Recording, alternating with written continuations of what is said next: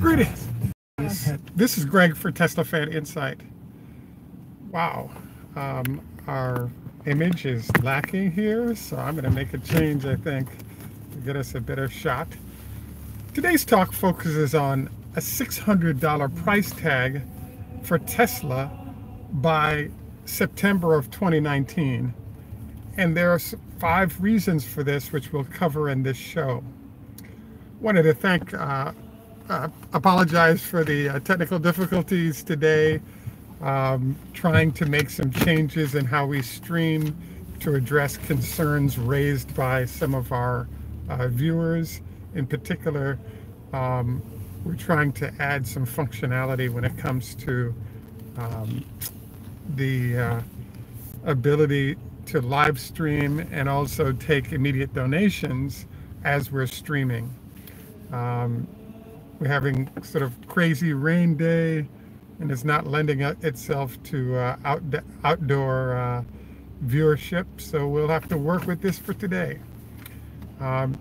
This is Greg for Tesla Fan Insight. Thanks once again for joining us. If this is your first time on our channel, please take time to like and subscribe. We can also use some help on Patreon if you would support us in that fashion. I'm watching right now, and great, we have some folks that are finally showing up.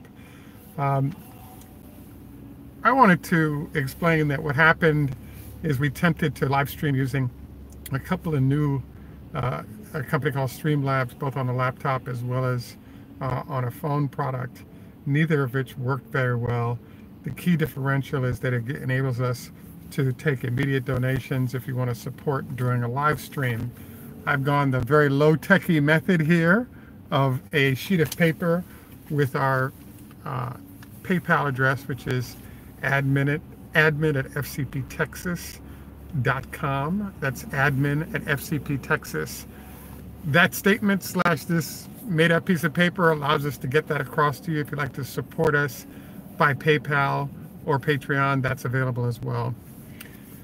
Today's talk is generated partially by the fact that I had a meeting with a fairly individual that works for one of the largest, most successful firms in the world. And we were having a conversation about the viability of Tesla, its potential bankruptcy, etc. And one suggestion I made to him is that based on my analysis, at a fundamental level, I think Tesla stock doubles in the next year, and wanted to review elements of why that was. The first element that I've been burning to talk about is something I called consumers are not stupid. So why I say this is that over the last, let's say, year, many threatened companies like GM, Daimler, and others have been announcing a lot of vehicles and really haven't delivered quality at scale to show that they're competitive with Tesla. I thought this was fascinating to watch because a lot of consumers need a vehicle to drive, and announcing one without having one on the road, I think, is kind of a sneaky way to go about business. Interesting sort of situation right now is that when I say consumers are no dummies, we just had an encounter with an owner who ran into a problem with their battery pack, and Tesla, while under warranty for the 8-year period, simply swapped out the battery pack, had the Gigafactory repair the battery pack that was a problem, and then swap it back into the car. And this sounds simple, but it's actually kind of big, because when you look at it carefully, the fact that you have benefits associated with the mini batteries, 2170s or 18650s from Tesla, it makes it a better solution than the pack, because you can isolate down to smaller amounts where the problem might be to repair if there needs to be one, and don't have to replace the entire pack, and therefore it's not as costly. So this is an example of the type of innovations and things Tesla can do that competitors really haven't shown an aptitude for yet, and that when you're doing large numbers, large scale, etc., you actually develop certain skills that others don't.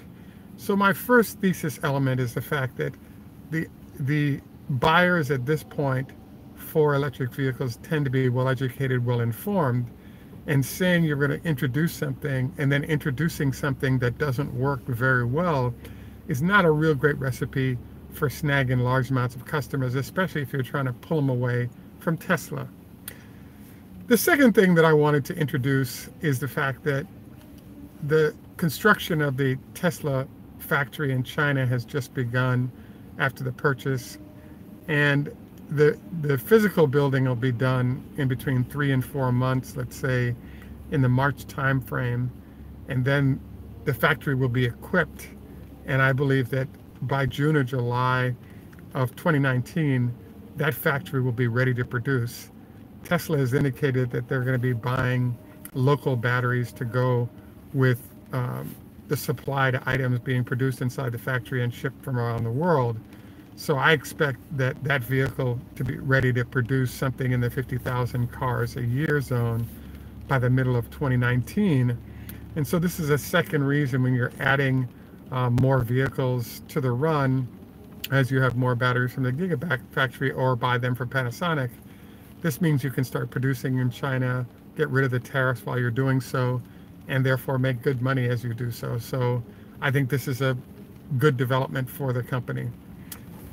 The third reason why I see Tesla being in a great position is that there's been discussion by many hedge funds and executives about the large amount of competition that's coming in, and therefore Tesla will be slowed by how competitive those products are.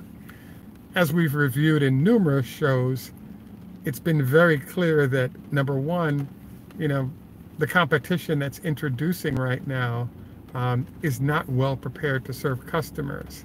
So having a vehicle you're paying $75,000 for that offers 200 miles of range is I don't think a great value when you can get 300 miles of range on a Model 3 for $60,000. Or if you want the SUV from Tesla, you can go 260 miles for that range. But you also get the lack of range anxiety that comes with having your own supercharger network. So I really think a big issue is until major competitors offer some kind of supercharger with that shorter range, I think they're going to be hard pressed to actually get a huge following.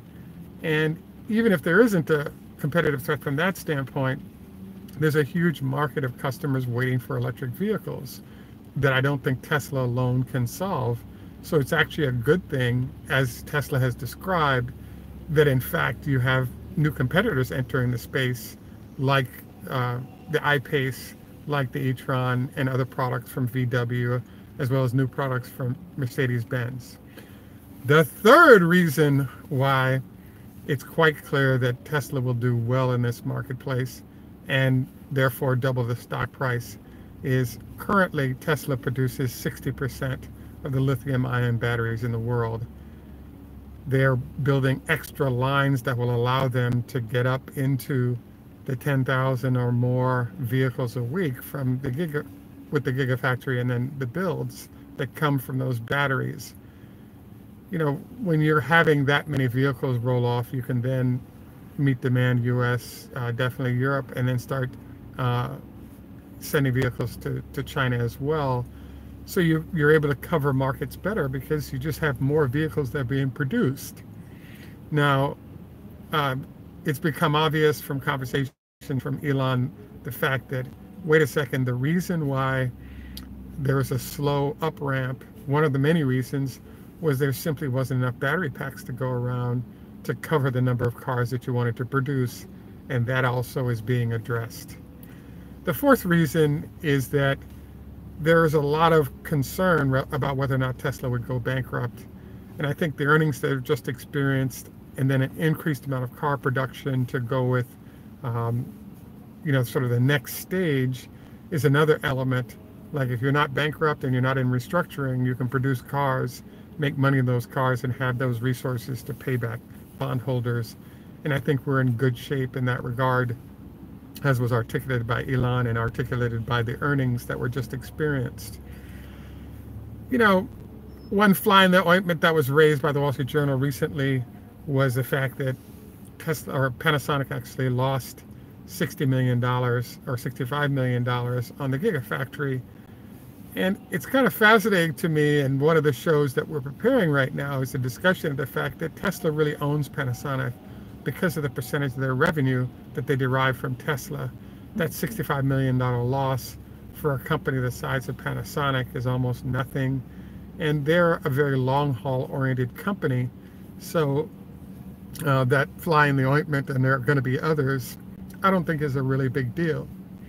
So this is kind of leads us on to our fifth element, and that is we keep reviewing the value proposition that Tesla represents in Europe that it does not represent in the United States.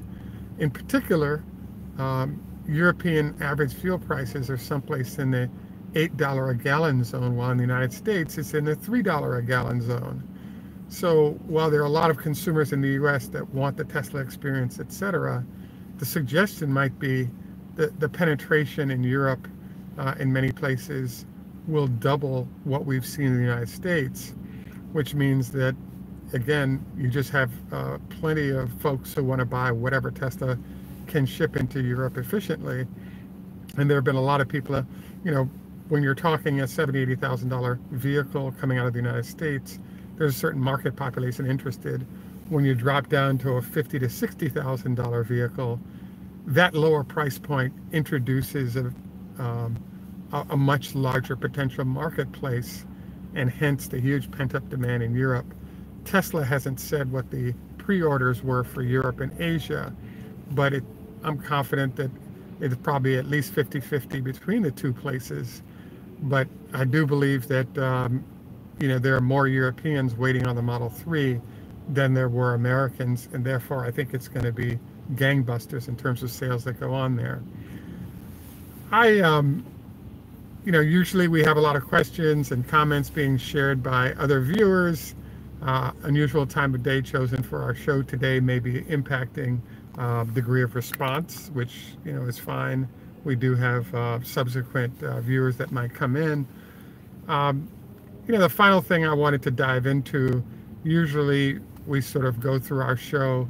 I wanted to note that for those that are involved in our options learn about section, I will say that, as you've noticed, the stock price is still doing well. It was a little bit down yesterday and is up today. As we close out the week, it's time for those of you who are trading Tesla's options on paper to go ahead and sell your position and then collect that cash in preparation for your next trade, especially based on the fact that we've got a good gain. And we're sort of reaching towards the end of the period when we're going to be experiencing the post-earnings euphoria that comes with large institutions having to now purchase the stock to stay competitive. Another element of our usual show is to try to introduce some health things to consider. I'm just about to do my leg lifts, 20 on each leg with a 5-pound weight attached, as was recommended by one of our doctors. A reminder, don't go to bed within 2 hours of eating, preferably 4 hours. Get that food all the time to digest so that it doesn't cause cancer or create acid indigestion. The third thing is a half-hour walk multiple times a week can be a really good deal in terms of healthy impact on body, and something I do and recommend as well. I wanted to, our show is sort of on the early side today. Usually our questions drive back end of our discussion, but wanted to just thank all of you for joining us. This is Greg for Tesla Fan Insight. Look forward to better weather, to have better show vision for you outside to go with the images and the discussion we're having inside. Look forward to any and all comments. Please take time to like and subscribe. Your likes definitely impact our degree of placement. Tschüss, macht's gut, au revoir, lehitraot, choda hafez. And in Jamaica we say, enough respect, walk good man. Have a great day and bye for now.